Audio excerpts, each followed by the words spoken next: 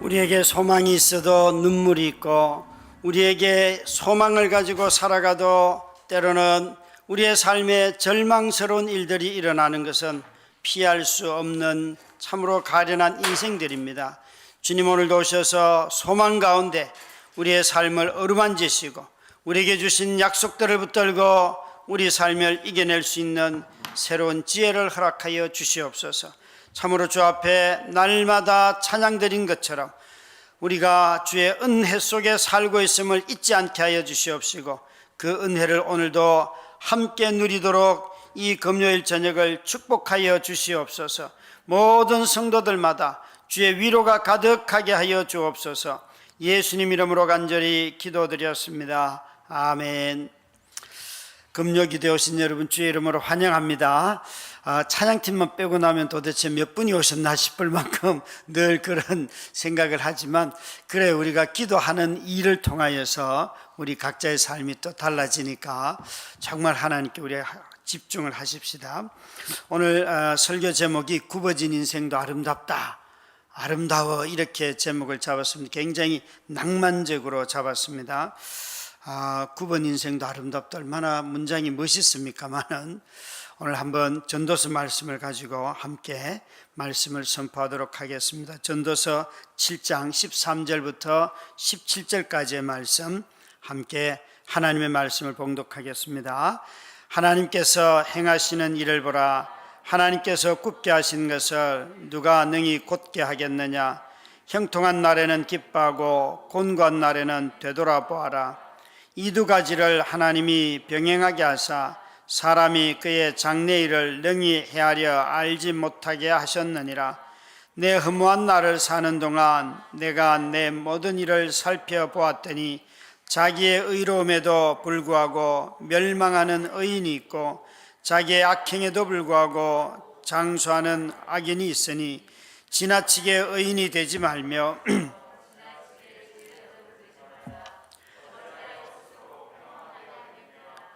지나치게 악인이 되지도 말며 지나치게 우매한 자도 되지 말라.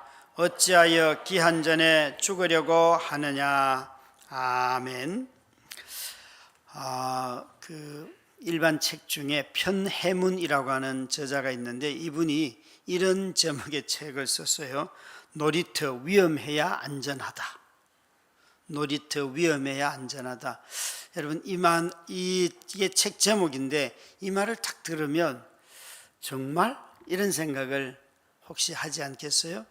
한국 사회만큼 안전에 대해서 욕구가 강하고 아이들이 노는 놀이터에서도 언제나 위험한 거 하지 마라, 이렇게 막 쫓아다니는 게 우리 부모들인데, 이 편해문이라고 하는 이 저자는 자신이 덴마크나 독일이나 또 우리 한국 사회를, 특히 어린이 놀이터를 이렇게 조사를 해보니까 정말 아이들의 노는 행태를 그가 발견하고 쓴 책이에요. 그래서 결론은 이겁니다. 아이들의 놀이터가 이런 어느 정도의 위험한 요소가 없으면 아이들이 재미가 없기 때문에 더 사고가 많이 난다는 거예요. 왠가 하면 마치 이런 거, 미끄럼틀을 거꾸로 타는 아이들이 있잖아요. 미끄럼틀이 재미가 없어서 너무 뻔하기 때문에 그건 놀 게 없는 거예요. 그런데 자신들이 좀 위험하거나 또 안 해봤거나 이런 요소들이 가미가 되면 더 조심스러워 한다는 거예요. 그래서 아주 조심스럽게 그 일들을 함으로 말미암아 덜 사고가 난다고 이분이 그렇게 주장을 하고, 그런 결과들을 각 나라의 놀이터 문화를 비교하면서 얘기를 하고 있어요. 그래서 적절한 위험이 있어야지만 오히려 아이들이 집중해서 더 잘 논다는 것이에요. 흥미가 없는 것은 아예 재미가 없어서 그걸 다른 방식으로 사용하려고 하니까 사고가 더 난다고 이 저자는 말을 해요. 그러니까 안전만 강조하는 놀이터는 갈 필요가 없죠, 그죠? 안전만 강조하는 놀이터는 갈 필요가 없는 거예요. 좀 위험한 것도 있어야지. 그래서 오히려 위험한 요소가 있는 곳에 가서 위험한 일을 다룰 수 있는 것을 배우는 것이 훨씬 삶에 유익하고 아이들을 창조적으로 만든다고 주장을 합니다. 마치 이런 것은 넘어져야지만 걷는 법을 배우고 또 자전거 타다가 다쳐야지만 자전거를 스스로 타는 법을 배우는 것하고 똑같은 것이에요. 그래서 딱 한 문장으로 정리하면 과잉보호가 오히려 더 큰 위험에 빠뜨린다. 과잉보호가. 이렇게 저자가 우리 한국 사회를 보면서 이야기를 하는데, 이 이야기는 제가 우리 100살을 사신 우리 김형석 선생님이 100세를 살아보니 그 책에도 똑같은 말을 하거든요. 자녀 교육을 할 때 우리 한국의 부모들은 다 자녀들이 실패하고 실수하고 또 잘못될 수 있는 모든 가능성을 다 없애버린다는 거예요. 실수와 실패를 아이들이 하지 않기 때문에 무엇이 없는가 하면 자신감이 없다는 거예요. 실수와 실패를 하는 아이들이 자신감이 있고 그 실수와 실패를 통해서 이걸 해결해 가는 법을 배우는데, 어린 시절에 항상 그거 하면 안 된다 이 얘기만 들어놓으니까 나중에 청년이 되고 결혼을 해서도 자기가 스스로 결정을 하고 책임지고 해야 할 순간에도 그 결정을 못 한다는 거예요. 그래서 실수와 실패가 가져다 주는 이 엄청난 자신감, 이렇게 하면 됩니다 라는 이 경험을 배우지 않고는 어떤 도전도 할 수 없다는 거예요. 요즘은 청년들 사역을 하면서 도전은 할 수가 없습니다. 청년들이 그런 꿈 자체를 꾸지 않기 때문에 그렇게 할 수가 없습니다. 우리가 실패를 경험하고 또 실수를 다루는 법을 알면서 우리는 삶을 이해해 가는 법을 배우잖아요. 그래서 삶에 어떻게 우리가 이런 결과들이, 이런 일들을 하면 오래 회복하는데 오래 걸린다는 것도 알게 되고, 그래서 삶을 다루는 법을 알아가야 되는데 이 위치를 깨닫지 못하기 때문에 그렇다는 거예요. 전도서는 바로 그런 점에서 위험한 일과 실제 어두운 인생의 모습과, 또 전도서에는 어두운 것만 있지는 않습니다. 즐거운 것도 나옵니다. 그런데 우리는 전도서 그러면 벌써 불행한 이야기들과 안 되는 이야기만 가득 찼을 거라고 생각하지만 실제로 전도서 안에는 꼭 그런 것만 있는 것이 아니에요. 그래서 우리에게 있어서는 전도서는 꼭 필요한 책입니다. 인생을 어떻게 다루어야 할지, 삶이 곤고할 때 어떻게 살아가야 할지를 가르치고 배우는 책이 전도서이기 때문에 그렇습니다. 마치 아침에 일어나서 해가 떠서 우리가 다 일터에 갔잖아요. 그리고 밤에 어둠이 찾아오면 다 집에 돌아오는 것처럼 우리 삶이 햇빛과 어둠 속에서 산다는 거죠. 슬픔과 기쁨이 함께 공존하고 있어요. 어떤 사람은 오늘 분명히 웃은 사람이 있는가 하면 어떤 사람은 눈물 흘리고 이 자리에 온 사람도 있을 것입니다. 죽음과 생명이 공존하고 있고 어떤 순서로 찾아오는지 잘 모르지요. 그러나 이런 것들이 죽음이 없다라고 하고 슬픔이 없다라고 한다든지 나는 눈물이 없습니다, 이런 걸 아무리 내가 빼고 싶어도 인생에는 이런 요소들이 이미 들어있기 때문에 이걸 뺄 수는 없는 거예요. 이것을 다루고 이것을 해결해 가고 이것을 경험하면서 살아가는 법을 배우는 것이지, 아무리 우리가 긍정적으로 뭘 말을 해도 이건 없기로 합시다, 우리가 그렇게 결정을 해도 그렇게 말하는 우리가 울고 있고 어둠을 만나고 있고 고통을 당하고 배신도 당하고 이런 일들을 다 한다는 거죠. 그래서 오늘 우리가 읽을 본문, 전도서 읽었던 본문, 우리 전도서 13장의 13절에 뭐라고 하나님이 말씀하시는가 한번 13절을 같이 읽도록 하겠습니다. 시작. 하나님께서 행하시는 일을 보라.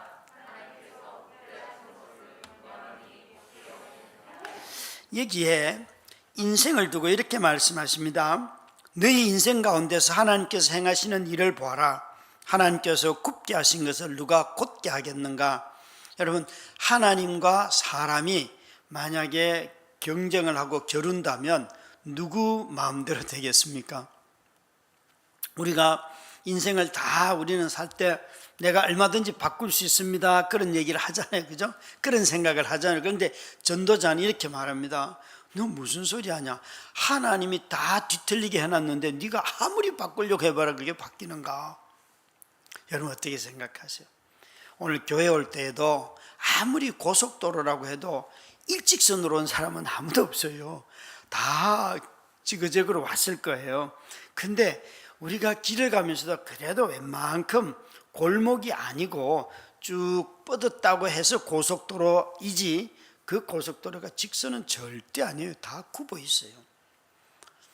가장 지금 물을 마셨는데 물에 뭐가 있어가지고 건더기가 지금 입에 있어서 괜찮아요.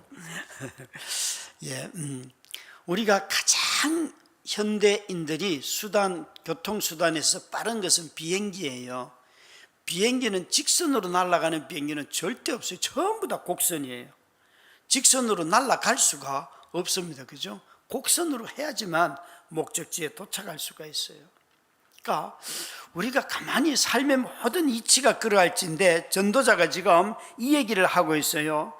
하나님이 틀렸다고 말하는 것을 두고 사람들이 아닙니다, 이게 옳습니다, 맨날 그렇게 말해봤자 헛수고고, 하나님이 여기에 굽게 하신 것을 굽게 한다 하는 말은 장애인을 지칭할 때 쓰는 단어예요. 태어날 때 장애를 가지고 태어났는데 그 사람을 아무리 바로잡으려고 해도 조금 개선은 될지 몰라도 장애 자체가 사라지지는 않잖아요. 그런 걸 누가 굽었다고 해서 펼 수 있겠는가? 아무도 그렇게 할 수 없다는 것이죠. 여러분, 우리 모두가 다 삶이 어긋날 때 이 전도자는 지금 누가 그 일을 행하였다고 말하고 있습니까? 주어가 누군가 하면 사탄도 아니고 하나님이라는 거예요. 하나님이 그렇게 굽게 하였는데 너희가 그 하나님이 하신 일을 어떻게 바꾼단 말이냐? 그렇게 묻고 있어요. 사춘기를 맞이한 아이가 반항을 하는데 하나님이 원래부터 그렇게 만들었는데 걔를 아무리 여러분 잘 다스릴 수 있겠습니까? 그죠? 그냥 그건 지나가고 또 견디고 하는 것밖에 없어요. 또 어떤 경우에 여러분 이 말을 참 듣기가 어려울 터인데 저 또한 그랬고요. 아내가 이렇게 쓰러졌을 때 처음부터 하나님이 하셔서 이건 처음 순간 그럴 수는 있는 것 같아요. 그러나 그걸 혼자 가만히 어두운 가운데 생각하자는 건 화가 얼마나 나는지, 그 시간들을 다 거치고 한 10년, 11년, 12년쯤 지나니까 저 같은 경우는 하나님 인정합니다. 그냥 그렇지만 기분은 더럽게 나쁩니다. 뭐 이런 정도이지 막 10년 전에 막 그래 하나님이 하셨으니까 내가 받아들이지 이런 얘기를 잘 못하겠더라고요. 제가 믿음이 없어서 그렇고, 믿음이 좋으신 우리 장모님은 뭐 처음부터 받아들이셨는데, 근데 이제 문제는 화가 나면 다 뒤집어 놓는다는 거예요. 이거 아니야 그러니까 또다시 이제 나중에 좀 기도하시다 보면 하나님 이런 거 하나님 선하게 하실 거야, 그걸 믿고 또 돌아가셔요. 그래서 어머니 저는요 그렇게 안 믿어요. 그냥 화낼 거 화내고 나중에 그 다 결과를 보고 저는 믿겠습니다. 그러면 막 저하고 막 싸우고 그랬어요. 여기에 여러분 우리 모두가 다 어떤 것을 안다고 확신했다가 그 알던 것 때문에 배신당할 때 그럴 때가 있잖아요. 그죠? 그러면 내가 아는 모든 것이 다 뭐야 이거. 인생이 여러분 정말 내가 확신했던 것조차도 어긋날 때가 얼마나 많습니까? 뿐만 아닙니다. 14절을 보시면 이렇게 되어 있어요. 같이 읽습니다. 시작. 형통한 날에는 기뻐하고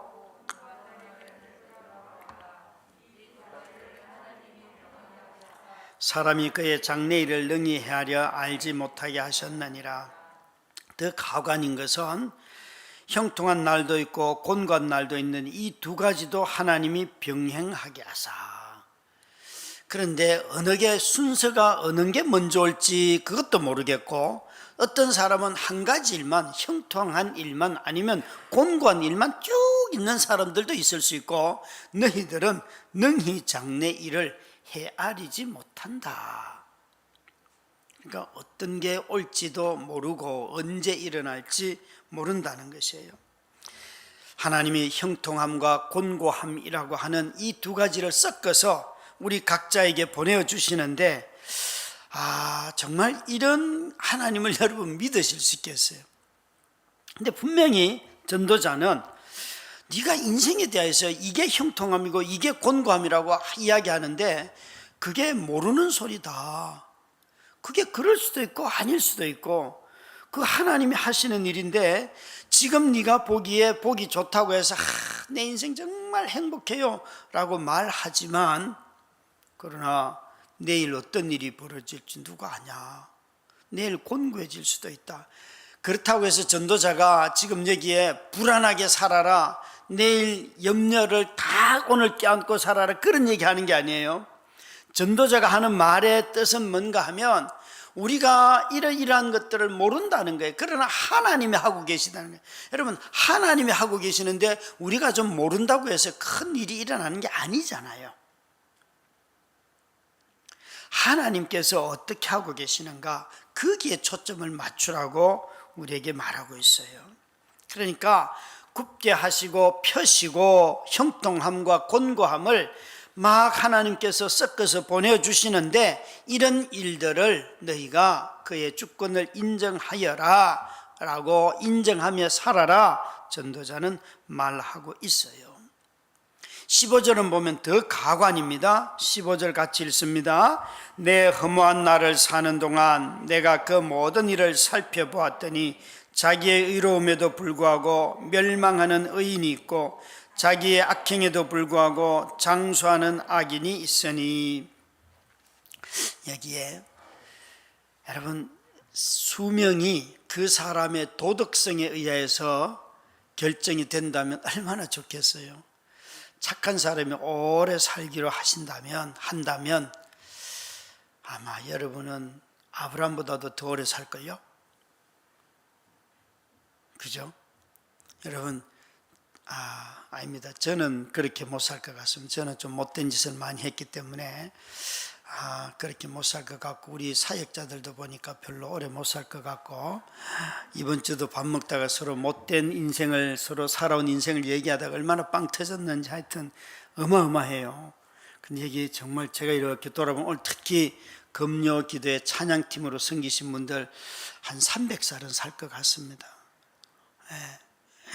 여러분, 정말 사람의 수명을 내 도덕성 그걸로 결정한다면 상당히 오래 사실 분들이 많을 것 같아요. 그런데 여기에 놀랍게도 악인도 악한 일만 하는데도 오래 살기도 하고, 아주 의롭게 사는데도 일찍 죽는 사람도 있고, 인생에 도무지 이 수명의 길이를 판단할 수 있는 기준이 없다, 이렇게 지금 말하고 있어요. 그러면서 그는 내 허무한 날을 사는 동안 내가 그 모든 일을 살펴보았다.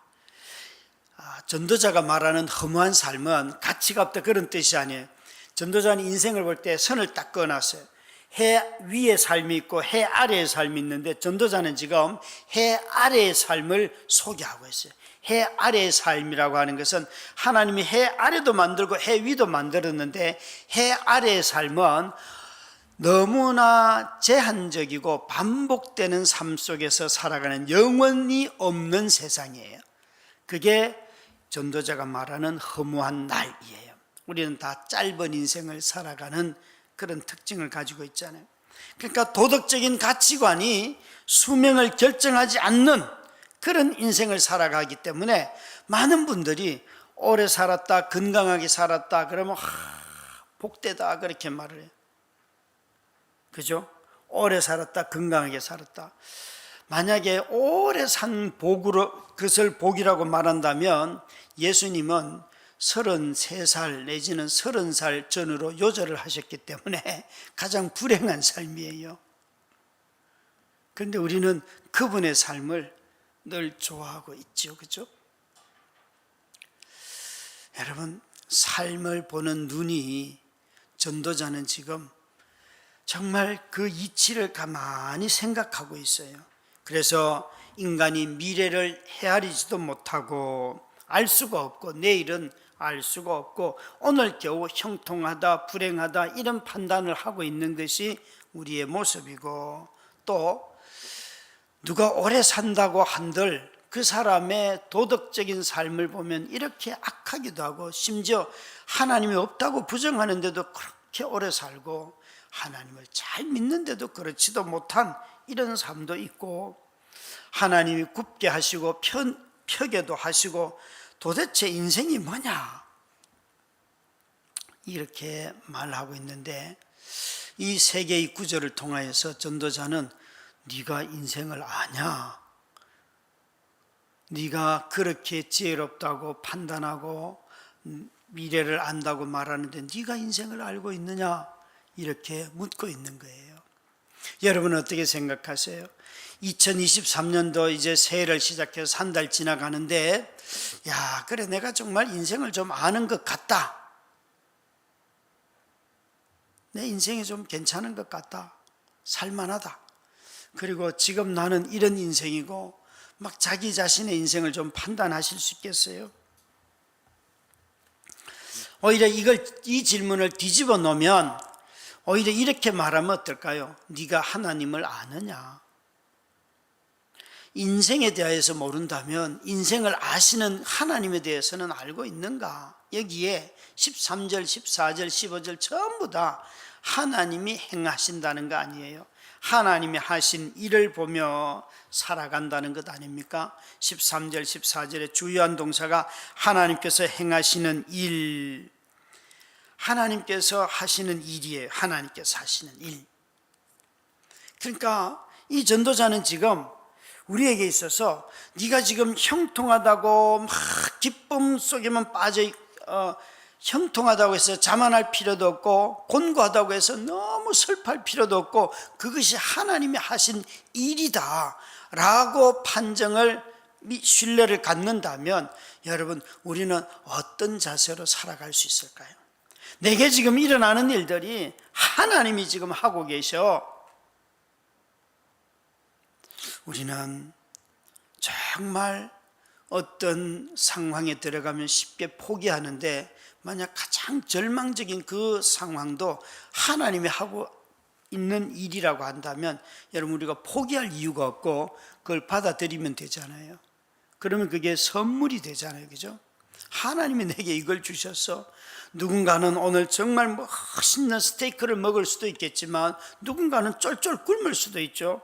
그러나 찬물 한 그릇 마시면서 정말 하나님 이 물 주셔서 감사합니다, 그럴 수도 있잖아요. 내가 꼭 오늘 스테이크를 먹지 못한다고 해서 내 인생이 비참한 건 아니죠. 내일 먹을지 어떻게 합니까? 우리는 너무 인생을 바라볼 때에 하나님이 하시는 일보다는 내가 갖고 싶고 느끼고 판단하고 내 생각대로 내가 정한 순서대로 어떤 일들이 될 때에 야, 난 정말 행복해, 이렇게 말하는 경향이 너무 많다는 거예요. 그래서 전도자는 하나님께서 행하시는 이 일에 자신의 시선과 자기 인생을 바라보는 기준이 다 있기 때문에 어제의 나를 묶어두지 않습니다. 그는 또 아니면 내일은 잘 될 거야 라는 이런 낙관에 자기를 막 걸고 오늘 이 슬픔을 막 어떻게 막 극복해 보려고 그런 것이 아니라, 오늘 하나님이 울게 하시면 나는 운다, 이런 자세로 삶을 대하며 살아간다는 거죠. 그래서 우리 자신들이 삶을 살아갈 때 특히나 고난이라고 하는 어두운 인생의 어둠이 찾아왔을 때 그것은 여러분 수용적인 자세로 살아가는 겁니다. 능동적으로 적극적으로 고난은 이기지 못합니다. 그냥 수용하고 살아갈 뿐이에요. 우리 모두는 다 능동적으로 고난을 받아들이다가는 여러분 더 강팍해질 가능성이 매우 높습니다. 왠가 하면 이렇게 하면 저런 결과가 나올 거 이 예상들을 어느 정도 하거든요. 능동이라는 것은. 그런데 그건 알 수가 없어요. 평생을 정말 그렇게 살 수가 있어요.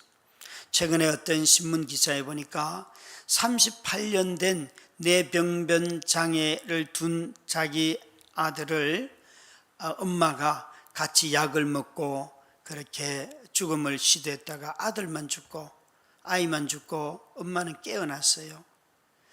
여러분, 그 재판장에서 판사님이 집행유예를 내리면서 그 아픔에 대한 이야기를 정말 판결문에 잘 담아가지고 엄청나게 위로를 해줬어요. 근데 그 엄마가 그 재판장에서 나는 나쁜 엄마예요 이렇게 말을 하는데, 저는요 38년 동안 그 태어날 때부터 뇌병변이 있는 장애를 38년을 키웠는데 그 엄마가 난 나쁜 엄마예요 그러는데 그 삶의 무게라는 것이 얼마나 무겁습니까? 누가 그 엄마를 나쁘다고 말할 수 있겠어요? 결코 가벼운 그 죽음도 아니고 가벼운 행동이 아니지요. 남편도 그 가족을 책임지기 위해서 해외인가 지방으로 출장을 가서 일을 하고 있고, 근데 그 아내가 자녀를 그렇게 돌봤다는 거예요. 참 우리 눈에 보기에는 너무 인생이 불공평하다고 생각이 들 때가 있어요. 인생은 왜 이렇게 뒤틀려 있는가? 왜 저 인간은 금수저로 태어나고 나는 흙수저일까? 이런 생각을 왜 안 하겠습니까? 정말 우리는 자주 이런 거 있잖아요. 왜? 심각한 불의 내지는 정의의 왜곡이라고 하는 것은 비도덕적인 사람들이 더 많은 재산을 가지고 살아가고, 도대체 비인격적인 사람들이 더 많은 권한을 가지고 있고, 또 무능하다고 정말 통치할 능력도 없는데 정말 모든 권한을 가지고 있고, 이런 것 보면 정말 불공평하고 너무 시대가 악해 이렇게 말하잖아요. 그러나 한 번쯤 우리는 돌아봐야 합니다. 정말 지금 내가 살아내야 하는 삶이 있다는 거지요. 그런 불평하고 불공평함에 대해서 이야기하기 전에 우리 자신들이 정말 이 삶을 살아내야 하는 것이 우리의 모습이라는 것이에요. 그래서 내가 지금 살아가는 이 시대도 또한 하나님이 주신 선물로서 받아들이고 겸손하게 저와 여러분이 살아가는 것을 하나님이 이 시대에 원하신다. 여러분, 불평하기는 쉬워도 겸손하게 삶을 껴안고 함께 동행하며 살아가지 않을 수가 있습니다. 이 전도자는 우리에게 지금 하나님의 하신 일을 보면서 포기하지도 말고 그 삶을 살아가라고 말씀하고 계세요. 그래서 14절에 보면 이렇게 말하죠. 사람이 장래일을 능히 헤아려 알지 못하게 하셨느니라. 아무리 쥐어 짜내도 우리는 모른다. 그래서 하나님의 지혜를 인정하고 살아가라라고 말씀하고 계세요. 아이들은 좀 몰라도요 불안해하는 기색이 없어요. 그런데 어른들은요 조금 모르면 엄청나게 불안해해요. 자기의 지식으로 사는 것처럼 생각을 합니다. 하나님의 은혜로 사는데, 여러분 정말 우리가 가만히 보면 우리 모두가 다 자신의 판단과 자신의 선택으로 여기까지 왔다고 생각하는 경향이 있어요. 저는 제가 예수 믿고 정말 좋았던 게 뭔가 하면 예수 안 믿은 과거에 대해서 긍정할 수 있는 근거가 생겼다는 거예요. 하나님의 섭리라고 하는 거. 하나님의 섭리가 내가 예수 믿기 전에도, 내가 예수 믿을 때부터 하나님의 섭리가 내게 역사한 게 아니고, 내가 예수 믿기 전부터도 하나님은 섭리 가운데서 나를 이 땅에 보내시고 가족들을 만나게 하시고 친구를 만나게 하시고 그런 일들을 다 하셨다고, 예수 믿고 나니까 나의 살아온 과거의 삶이 긍정이 되고 보는 눈이 생기더라고요. 그래서 저는 지금도 그렇지만 이런 후회는 별로 없어요. 과거에 내가 이런 게 했다면 이렇게 되었을 터인데 이런 후회는 거의 하지 않아요. 왠가 하면 그때 내가 잘못 선택했어도 그때 하나님의 섭리 가운데 나는 있었다고 저는 믿어요. 그래서 과거에 내가 그걸 못해서 억울하고 그것 때문에 내 인생이 이렇게 뒤바뀌었고 이런 생각 안 해요. 그런 생각하는 순간 삶이 더 뒤틀리더라고요. 여러분, 내가 잘했든 못했든 늘 그분의 은혜 속에서 살아왔잖아요. 그죠? 그 은혜가 얼마나 큰지, 오히려 내가 내 삶을 잘 몰라도 그분이 나를 인도하시는 것을 늘 어떻게 하면 하나님의 인도를 따라갈까 라는 생각을 하게 돼요. 그걸 깨닫게 돼요. 제가 이번 주에도 앉아서 이런 생각을 해봤어요. 난 우리 성도님들과 함께 수요 예배 때 성경 공부를 하고 싶은데 마태복음을 누가 가르친다 그래서 한번 가서 이렇게 줌으로 들어가서 돈을 내고 이렇게 배우는데 그 사람 너무 똑똑한 거예요. 마태복음을 얼마나 잘 정리해 가지고 쫙 해주는지. 그분은 박사거든요. 근데 제가 그걸 끝나고 난 뒤에 내가 정리된 걸 내가 봐도 내가 이걸 왜 받아 적었지, 이런 나를 보면서 굉장히 깊은 좌절을 느끼는, 내가 이거 꼭 성경 공부를 해야 되냐 이거, 이런 생각이 들어요. 여러분, 참 사람 우습지 않아요? 책을 만드는 후배하고 만났어요. 형제가 어느 교회사를 이렇게 써서 집필해서 냈더니만 단행본 한 권을 집필을 했는데 무려 900만 원의 돈을 사례비를 받았다는 거예요. 단 한 번에. 그러면서 너무 기뻐가지고, 형, 내가 너무 기뻐가지고 이러는 거예요. 근데 형, 내가 웃기는 얘기 해줄게 그러면서 그 900만 원을 넣고 자기가 어디 후원할 거 쭉 해놓고 이제 딱 정해놓고 돈을 막 후원금을 보내기 시작했대요. 가만히 보니까 돈이 자꾸 내려가더래요. 그런데 나중에 보니까 내가 너무 일찍 너무 많은 곳에 보냈구나. 이 900만 원이 자꾸 줄어드는 걸 보면서 너무 아깝다라는 거예요. 그러면서 내가 지금 뭐 하는 거지? 얼마나 후회가 되는지, 그 지금 자기가 계획된 대로 막 해가면서 그 이야기를 막 하는데 얼마나 둘이 웃었는지 몰라요. 그 900만 원은 자기의 직장으로부터 받는 사례가 아니에요. 그냥 책 한 권을 누군가 어느 교회에 만들어서 줬는데 그냥 일종의 보너스예요, 보너스. 그런데 자기가 그걸 가지고 처음에 받았을 때는 나 이거 없어도 살아 그러고 아주 담대하게 보낼 것을 쭉 정해놓는데, 정해서 놓고 이제 막 이체 하다 보니까 이게 자꾸 줄어드니까 너무 아까우더라는 거예요. 그게 몇 분 차이가 아니에요. 그러면서 우리가 얼마나 웃었는지, 그러니까 인간아 그렇게 돈 쓰면 안 되지 그러고 둘이 막 보면서 둘이 보면서 웃었다고요. 여러분, 사람이 참 희한하죠. 그거 있잖아요, 이틀도 간 것도 아니고 한 달 뒤 돌아본 게 아니에요. 지금 이체하면서 그걸 느끼는 거라니까요. 여러분은 여러분의 마음을 얼마나 잘 고든 마음을 가지고 선한 마음을 가지고 늘 유지하며 살아갈 수 있겠습니까? 전도자는 지금 그 얘기하는 거예요. 너희 똑똑한 척 하지 마라. 미련해도 하나님 앞에 나와서 기도하고 하나님 뜻을 묻고 사는 게 낫지, 늘 자기 힘으로 자기 능력으로 내가 이거 조금 더 일하면 될 것 같고 그런 방식으로 살지 말라. 하나님이 하신다 말씀하고 있어요.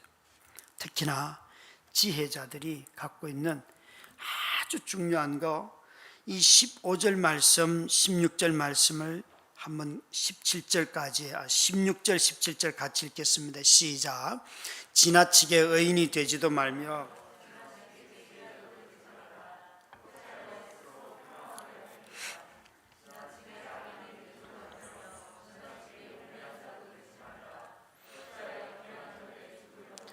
자, 17절은 띄어놔 주시고, 지금 16절 17절이 뭘 얘기하는가 하면 너무 자기 의에 사로잡히지 말라는 거예요. 이것이 옳다 저것이 틀렸다. 어떤 사람은요, 대화를 하면 뭐 말만 하면 맞습니다, 옳습니다.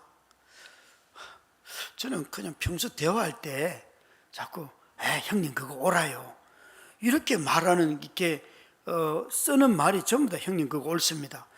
아니 어디 가자 그래도 형 그게 좋아요 이렇게 말하면 될 텐데 옳아요 이렇게 말을 해서 야 너는 너무 옳아요가 말아 뭔 놈은 버스를 지하철을 탈까 그게 뭐가 옳은 거냐 제발 그냥 좀 편하게 좀 듣게 해줘 그런 분이 있어요 제 친구 후배 중에 늘 자주 만났는데 만나기만 하면 옳아요 옳아요 이래서 이제 그만 좀 옳다고 얘기해라 여러분 전도자가 지금 뭔 얘기하는가 하면 삶의 미래도 모르고 지금 어떤 일이 일어나는지도 모르고 굽은 건지 누가 굽게 했는 건지 여러분 내가 아무리 판단해도 그거 모른다는 거예요. 그래서 이게 17절에 보면 지나치게 악인이 되지 말며 지나치게 그 다음에 우매한 자도 되지 말라. 공통점은 뭐예요?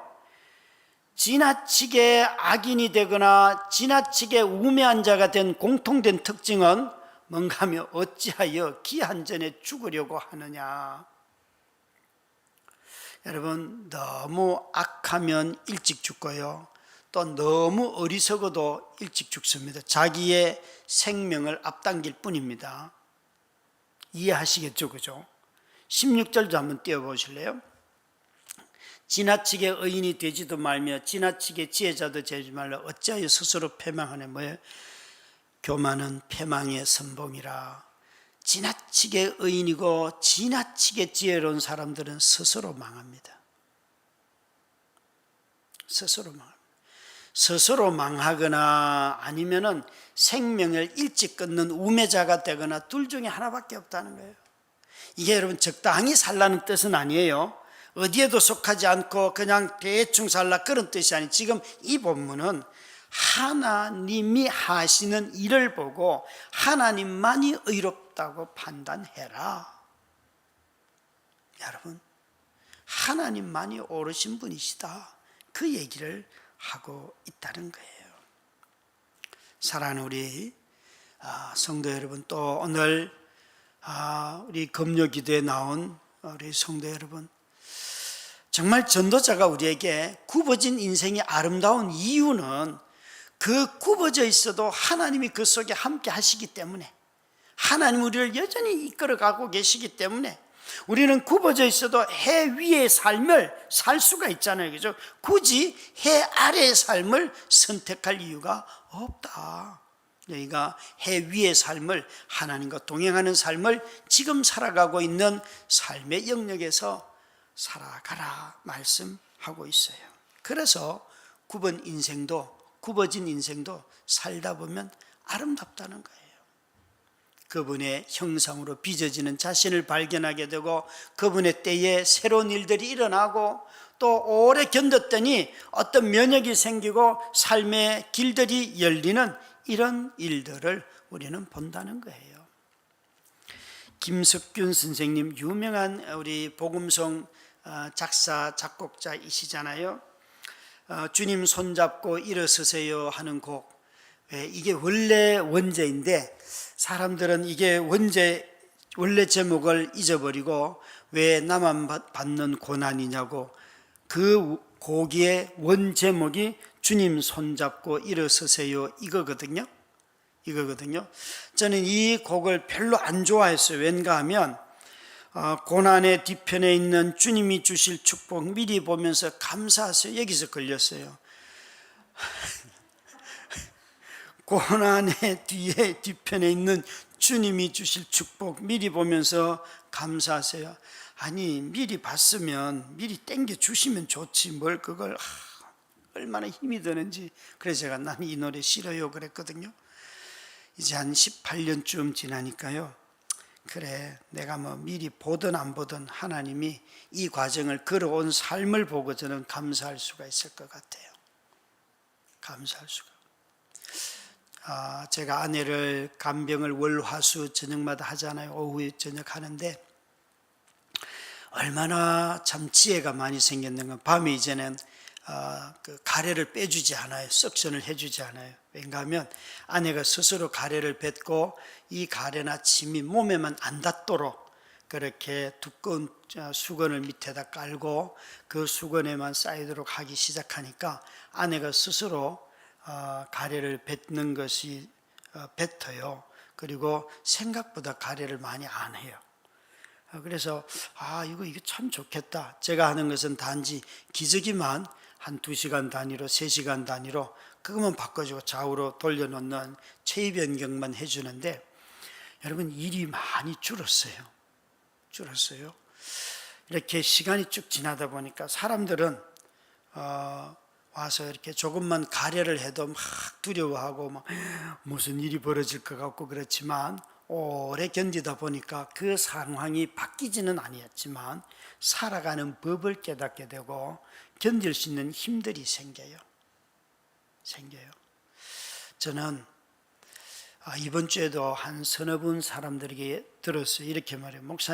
목사님은 마누라 때문에 참 인생이 칭찬받는 사람입니다. 그런 얘기를 예전에 들으면 그래 너도 아프기를 바란다.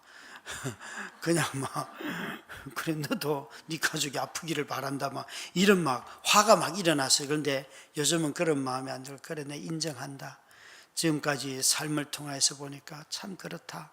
나라고 하는 인생이 이런 아내로 인하여서 받은 은혜가 참 크다라고 말하게 되더라고요. 여러분 고통이 가벼워진 것은 아니지만 그러나 삶을 하나님이 동행하시는 것을 깨닫고 나니까 이제는 그 삶 속에서도 나의 삶을 만들어갈 수 있는 힘들이 생기더라는 거예요.